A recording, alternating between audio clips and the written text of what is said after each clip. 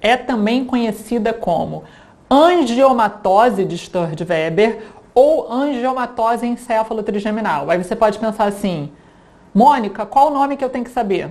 Todos. Os 3 nomes caem. Então, angiomatose encéfalo-trigeminal, angiomatose de Sturge-Weber ou síndrome de Sturge-Weber. Ela já é uma síndrome interessante porque ela não é hereditária. Tá? Já começa interessante nessa questão. A gente não sabe qual é a causa dela, sabe que ela não é hereditária. Ela é uma síndrome rara, bastante rara, onde o paciente vai ter lesões de hemangioma múltiplas. Então, esse paciente tem lesões vasculares na face e lesões vasculares no cérebro. Esse paciente na face tem o que a gente chama de mancha vinho do Porto, que é também denominada, essa mancha, nevoflâmio, são sinônimos.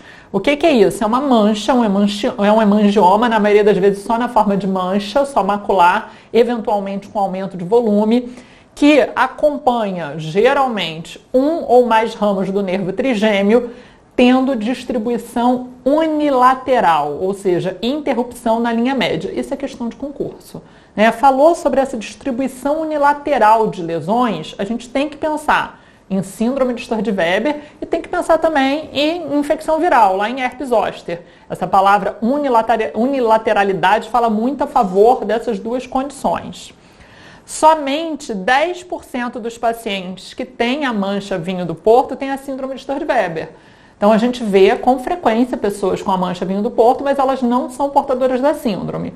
Porque na síndrome, além da mancha vinho do Porto, como a gente pode ver aqui nesse caso clínico dessa paciente que a gente atendeu, aqui ela tem uma mancha vinho do Porto, que não é só uma mancha, né? Tem uma tumefação, um aumento de volume. Mas o que eu queria mostrar aqui, que é muito interessante, que chama muito atenção, é a distribuição unilateral, a interrupção da lesão na linha média.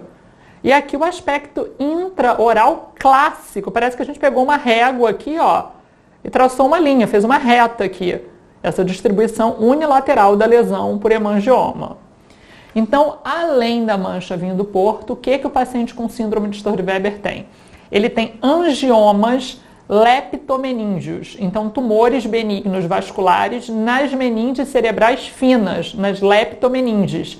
Quem são as meninges cerebrais finas? A pia mater e a aracnoide. Então, o paciente com síndrome de Sturge-Weber pode ter esses tumores vasculares nas meninges cerebrais que podem levar tanto a convulsão, alguns pacientes têm convulsão, por isso que muitos fazem uso de anticonvulsivantes, e limitação intelectual. Quando a gente faz uma radiografia de crânio desse paciente, a gente pode identificar calcificações que lembram linhas de trem ou linhas de bonde elétrico. Então, são calcificações giriformes que lembram linhas de trem ou linhas de bonde elétrico. Já vi que isso serve para questão de concurso, né? O paciente pode ter envolvimento ocular na síndrome de Sturge-Weber, na forma de glaucoma, malformações vasculares e as lesões bucais. O paciente pode ter envolvimento vascular, então ele pode ter lesões por hemangiomas e hiperplasia gengival. A hiperplasia gengival, ela é discutida se ela seria uma característica inerente à síndrome de Sturge-Weber ou se ela seria uma consequência do uso de anticonvulsivantes, ou seja, uma hiperplasia gengival medicamentosa. Só que alguns pacientes não fazem uso de anticonvulsivantes e apresentam hiperplasia gengival. Então, é mais provável que seja uma característica da síndrome que é acentuada quando o paciente faz o uso do medicamento. E, eventualmente, esse paciente também pode ter destruição do osso alveolar. Então, síndrome de Sturge-Weber, o que precisa saber para concurso? Saber os outros nomes dela, as calcificações e as manifestações clínicas. Também é importante saber que ela não é hereditária, porque a grande maioria das síndromes é hereditária. Então, essa é uma característica que faz com que ela seja diferente das outras síndromes. Aqui um outro caso que a gente também teve a oportunidade de ver na nossa clínica, na clínica da Faculdade de Odontologia da UERJ, de uma paciente portadora da síndrome de Sturge-Weber, angiomatose encéfalo-trigeminal. E aí vocês podem observar, ela tem o acometimento do lado direito da face. Essa paciente tem também não só a mancha, mas ela tem um aumento, um edema, uma tumefação aqui na região da mancha vinho do Porto, que causa uma assimetria facial. E esse era o aspecto intraoral.